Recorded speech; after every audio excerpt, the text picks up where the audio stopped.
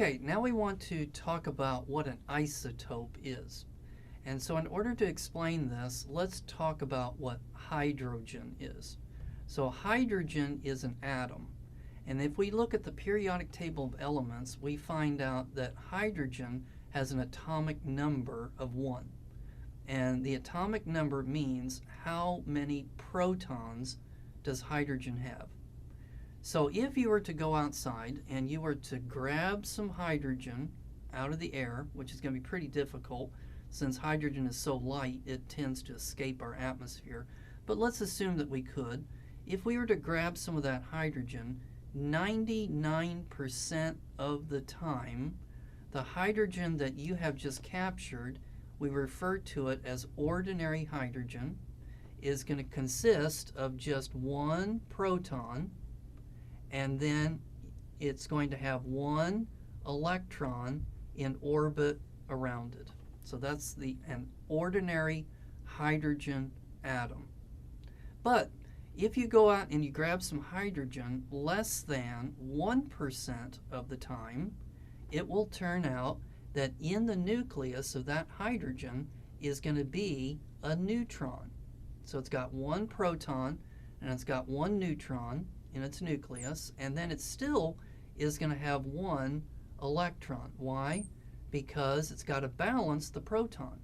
So if the proton is positive, the electron has to be negative, and it's in orbit around it, and then you still only have 1 proton. So every hydrogen in the known universe has 1 proton, because we define the number of protons as being the atomic number, and that is the number that changes from element to element. So helium, for example, has an atomic number of 2. So it has 2 protons in its nucleus. Hydrogen only has 1 proton. And then another one is this one over here, and in its nucleus it's going to have 1 proton and then 2 neutrons. So we're going to call these different isotopes of hydrogen. This one is ordinary hydrogen, this one's called deuterium, and then this one over here is called tritium. So they all have only 1 proton, and they all only have 1 electron in orbit around it, assuming it's not been ionized. So let's pretend that you have a glass of water, H2O, and the hydrogens that are in that water are coming from ordinary hydrogen.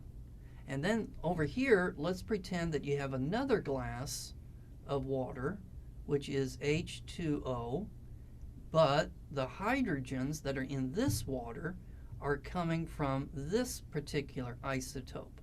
How could you tell which the difference between these 2 isotopes? Well, what about if we drunk it?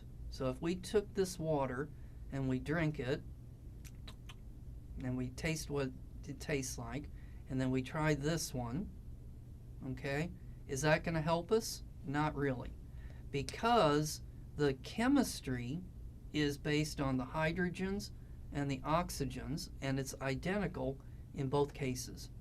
So chemically, these isotopes are going to be exactly the same. So how are they going to be different? Well, this one has 3 nucleons inside of its nucleus. And so that means that this one is 3 times heavier than this one over here. So if you took this glass and you put it on a scale, you would find that it's going to be 3 times, that this is going to be heavier, not necessarily, it's not going to be 3 times heavier, because remember the oxygen is in there as well. But this one, when you put it on the scale, is going to be heavier than this one over here. And so we refer to this kind of water as being what? Heavy water. And then later we're going to find out that heavy water is used in a nuclear reactor. So just keep this in mind, that is called heavy water because it uses a heavier isotope of hydrogen in the water. All right, now we've got these three different isotopes of hydrogen. How would we symbolize them? So first we write down the symbol for the isotope. And so in this case over here, it's going to be hydrogen. So we're going to put an H here, and then we could put an H here, and then we put an H over here. So these are the three different isotopes for hydrogen. Okay, the next step is, what is its atomic number? So the atomic number is the number of protons, and we're going to put that down here at the bottom. So it has one proton, one proton, one proton. So we would put a 1 and a 1 and a 1 for that. Okay, then the upper number is going to be called the mass number, and it is going to be the number of protons plus the number of neutrons in that particular isotope. So let's take a look here.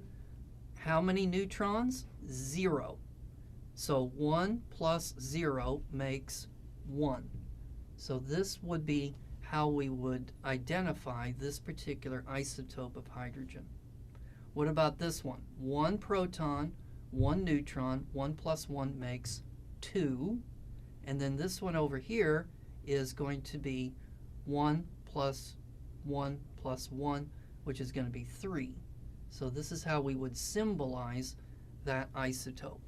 So if you're one of my students on the exam, what I could do is I could give you one of these isotopes and then ask you to tell me how many protons does it have and how many neutrons does it have.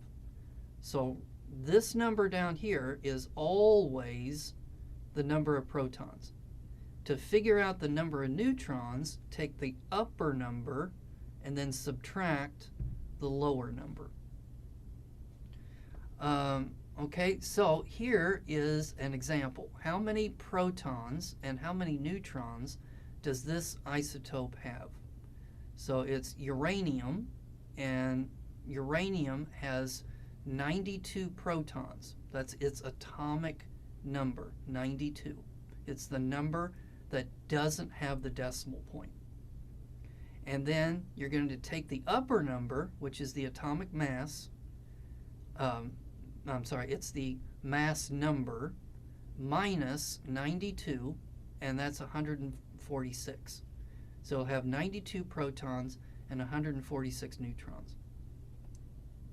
All right, now there's another piece of information on the periodic table, which is the atomic mass, which is not the same as the mass number.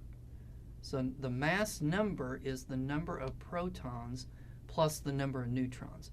Notice it does not have a decimal point. The atomic mass, or the mass number, does not have a decimal point. So what is that extra number on the periodic table that does have the decimal point? So that's going to be called the atomic mass. So to compute the atomic mass, you're going to average all of the different isotopes. So do you remember that I said that if you reached out and you got some hydrogen, 99% of the time it was ordinary hydrogen. So we're going to take 99.98% of hydrogen and then multiply it by 1 proton. So that's its mass number. Okay, then remember I said that less than 1% of the time it would have 1 proton and 1 neutron. So we need to take 0.0115% times 2. And then we need to add that to the tritium, which is even rarer than what the deuterium is. And so when we average all of those mass numbers together, we get 1.00794 which is the number in the periodic table that has the decimal point. So I just wanted you to know, where does that other number come from? You're not going to have to calculate it on the exam. Okay, let's take a break. And when we come back, we're going to discuss what is it that holds the nucleus together.